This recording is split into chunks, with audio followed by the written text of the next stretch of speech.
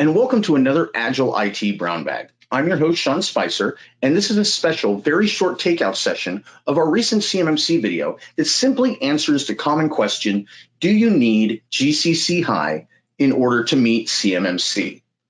To answer that question, we have to look at how we got to CMMC.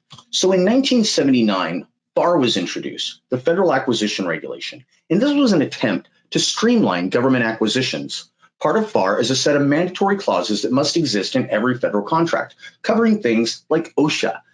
Now, the FAR also includes 15 safeguarding requirements for federal contract information. Now, every cabinet-level agency and department buys things differently, and they can create their own supplement to the FAR.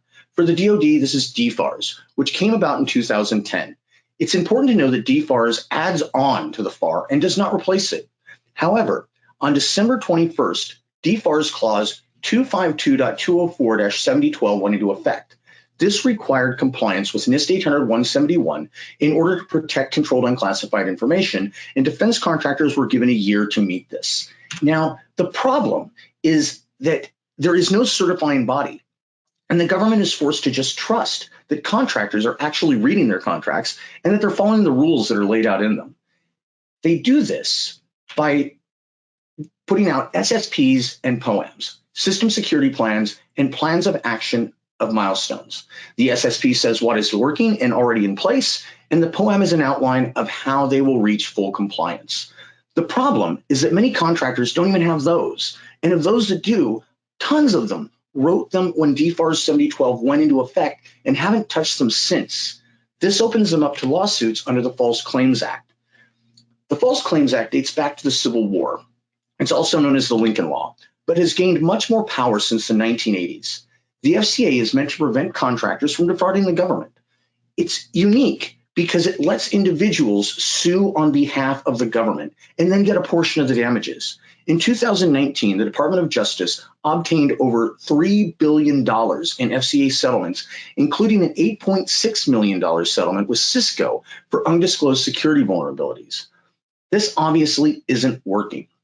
So after much industry discussion, the first draft of CMMC was made public in 2019, with version 1 of the document being published in January 2020. On November 30th, 2020, DFARS Supplement 7021 went into effect, adding on to DFARS 7012 and all of the other DFARS clauses. And it set out a timeline for CMMC to be rolled out and introduced into the defense supply chains contracts.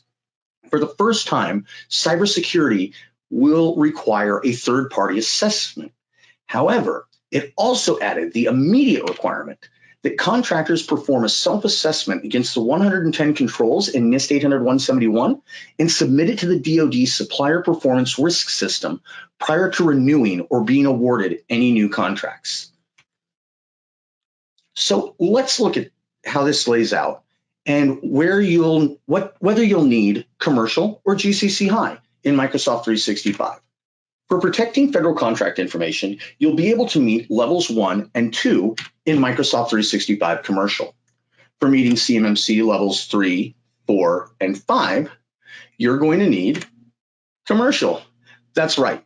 There's nothing in CMMC that requires GCC High. This is great for scalability and expansion, since CMMC is expected to be adopted by industries and agencies outside of the defense supply chain. But the thing to remember is that CMMC is mandated by DFARS 7021, which builds on and does not replace DFARS 7012. So if you're a defense contractor wanting to meet CMMC level 3 to protect CUI or more highly controlled forms of CUI like ITAR, you will still need GCC High. Thanks a lot for watching. I promised this would be quick. I've got a link to a blog in the comments down below that explains the exact paragraphs within DFARS that require GCC High. I hope you click on that. Give us a like and follow. If you do have any questions or suggestions for new videos or perhaps enhancing this one, feel free to leave a comment down below. I love to answer and interact with everybody. But for now, thanks a lot and have a great day.